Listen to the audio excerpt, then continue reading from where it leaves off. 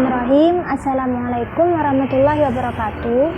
Saya nama Siti Nurhalisa, NIM E2019-4004, kelas Mazawa 19. Di sini saya akan memenuhi tugas UTS yang diberikan oleh dosen pengampu saya, yaitu Ibu Hikmatul Hasanah selaku dosen pengampu mata kuliah tafsir ayat dan hadis ekonomi. Di sini tugas UTS-nya yaitu menghafal ayat-ayat tentang ekonomi itu sendiri beserta artinya.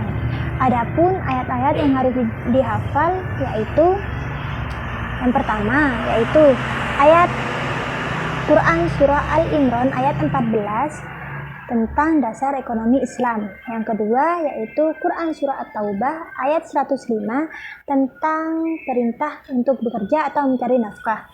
Yang ketiga yaitu Quran surah Luqman ayat 20 tentang produksi.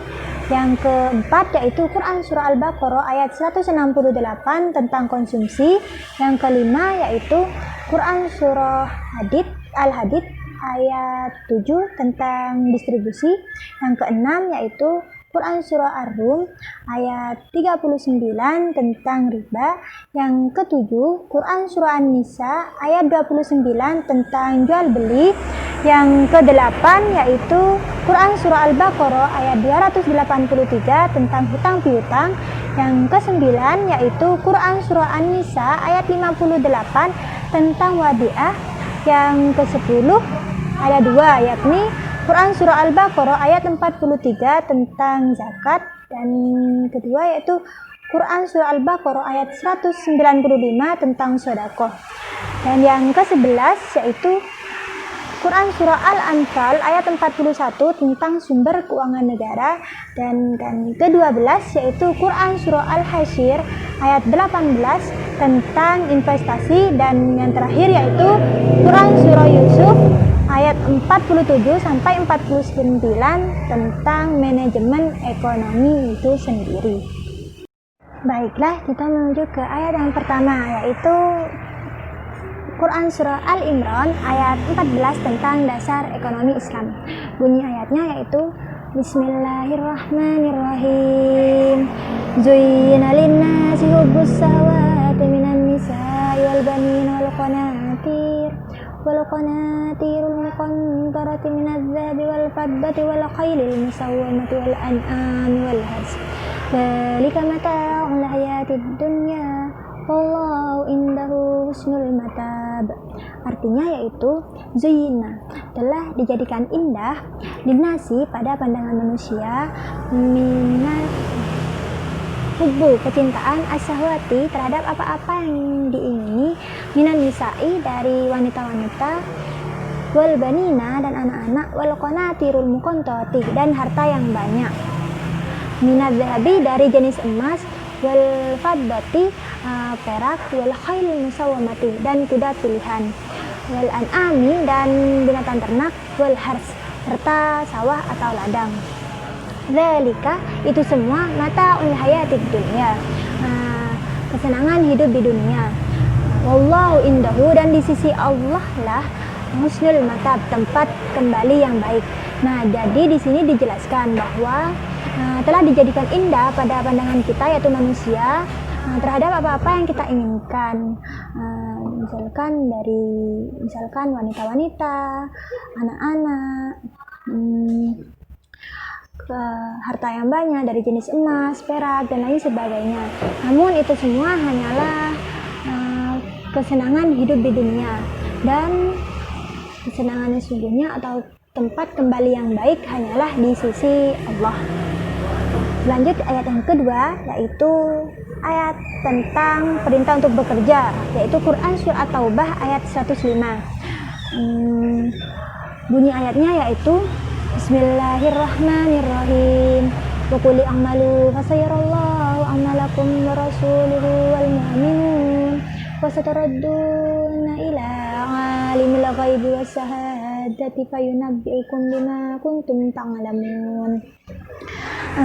Wa qul, dan katakanlah, i'malu, sesungguhnya, wa qul, dan katakanlah, i'malu, bekerjalah kamu, Fasayarallahu, maka Allah akan melihat amalakum, pekerjaanmu tersebut, wa rasuluhu, dan para rasul, wal mu'minun, dan orang-orang mukmin lainnya, wa sataradduna, dan nanti akan dikembalikan, ila alimi, kepada Allah yang mengetahui, alimul ghaibi, yang mengetahui hal-hal gaib, was syahadati, dan yang nyata.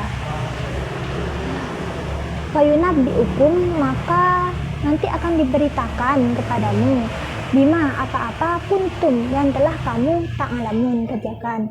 Nah, jadi di sini dijelaskan bahwa kita diperintahkan untuk bekerja atau mencari nafkah, agar nanti pekerjaan kita atau apa yang kita lakukan dilihat oleh Allah Subhanahu wa Ta'ala, para rasulnya, dan orang-orang mukmin lainnya. Dan nanti pekerjaan kita tersebut akan dikembalikan kepada zat atau Allah yang maha mengetahui akan hal-hal gaib dan yang nyata. Dan nanti kita juga akan diberitakan kepada kita apa-apa yang telah kita lakukan selama hidup di dunia. Berlanjut ayat yang ketiga, yaitu Quran Surah Luqman ayat 20 tentang produksi. Bunyi ayatnya yaitu Bismillahirrahmanirrahim. Alam taro annallaha sahhara lakum ma fis samawati wa ma fil ard wa asbagha 'alaihim ni'amahu dhahiratan wa batinah wa minan nasi may yujadilu fillahi bighairi ilmi wala hudan wala kitabim munir. Artinya yaitu, alam, tidaklah kamu tarau, memperhatikan, annallaha, sesungguhnya Allah, sahhar lakum, telah menundukkan kepada kamu, ma, apa-apa, fillahi, fisamawati, yang ada di langit, wama, dan apa-apa, fil ard, yang ada di bumi, wa asbagha, dan Allah telah menyempurnakan alaikum, kepada kamu, ni'amahu, nikmat, zahiratan wa batinah, zahir dan batin, wa minan nasi, dan dari sebagian manusia, mayujadilu, ada yang membangkang, fillahi, kepada Allah, bighairi ilmi, tanpa ilmu pengetahuan, wala hudan, tanpa petunjuk, wala kitabim munir, dan tanpa kitab penerang. Nah, jadi di sini dijelaskan bahwa tidaklah kita memperhatikan bahwa sesungguhnya Allah itu telah menundukkan semuanya, apa-apa yang ada di langit ataupun yang ada di bumi, dan Allah sudah menyempurnakan bagi kita nikmat lahir dan batin. Namun semua itu waminan nasi, ada sebagian manusia, mayujadilu, yang masih membangkang fillahi, kepada Allah, tanpa ilmu pengetahuan, wala hudan, tanpa petunjuk, wala kitabim munir, dan tanpa kitab penerang. Itulah kesimpulan dari Quran Surah Luqman ayat 20 ini. Lanjut ayat yang keempat, yaitu Quran Surah Al-Baqarah ayat 168 tentang konsumsi. Bismillahirrahmanirrahim. Ya ayyuhan nas kulu mimma fil ardi halalan thayyiban wa la tattabi'u khutuwatis syaitan innahu lakum aduwwum mubin. Artinya yaitu, ya ayyuha, wahai alladzina, orang ya ayyuha, wahai annasu, manusia, kulu, makanlah kamu, mimma, apa-apa, fil ardi, yang ada di bumi, halalan thayyiban, yang halal lagi baik, wala, dan janganlah kamu tattabi'u, mengikuti khutuwatis syaitan, langkah-langkah syaitan, innahu, sesungguhnya syaitan itu, lakum, bagimu, aduwwum mubin, musuh yang nyata. Nah, jadi di sini dijelaskan dalam ayat tentang konsumsi ini, kita diperintahkan untuk memakan apa-apa, semuanya yang ada di bumi, tapi dengan catatan yaitu yang halal lagi baik, dan kita tidak boleh mengikuti langkah-langkah syaitan. Sesungguhnya syaitan itu musuh yang nyata bagi kita, yaitu manusia. Yang kelima yaitu ayat tentang distribusi, Quran Surah Al-Hadid ayat 7. Ini ayatnya yaitu Bismillahirrahmanirrahim. Aminu billahi rasulihi anfaqu mimma ja'alakum mustahlafina fihi walladzina amanu minkum wa anfaqu lakum ajrun kabir. Artinya yaitu aminu, berimanlah kamu billahi kepada Allah, wa rasulihi dan para rasul, wa anfaqu dan nafkahkanlah mimma apa-apa yang kamu punya, ja'alakum dari hartamu, mustahlafina fi yang di dalamnya telah dijadikan kepada kamu pemiliknya.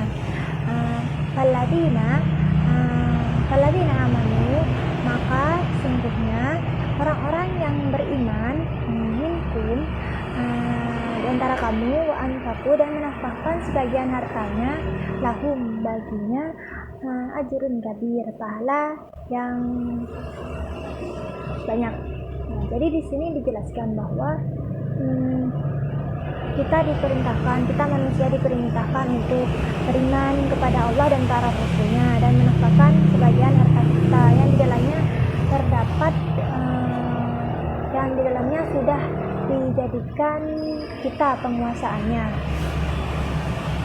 Dan sesungguhnya orang-orang yang telah beriman kepada Allah dan menafkahkan sebagian hartanya di jalan Allah itu akan mendapatkan pahala yang banyak.